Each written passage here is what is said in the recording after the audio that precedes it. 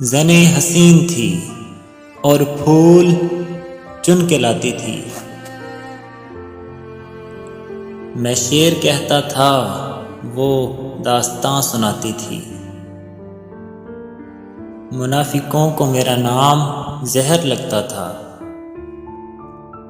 वो जानबूझ के गुस्सा उन्हें दिलाती थी। उसे पता था मैं दुनिया नहीं मोहब्बत हूँ,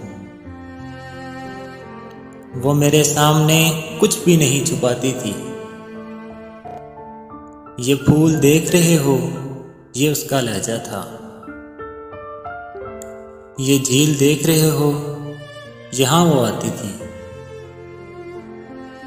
अली से दूर रहो, लोग उसे कहते थे।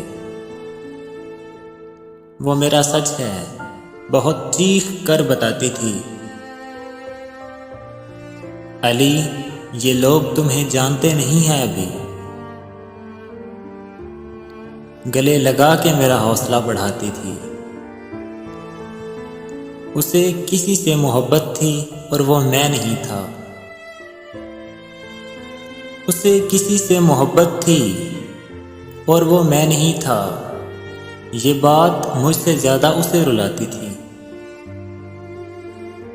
मैं उसके बाद कभी ठीक से नहीं जागा।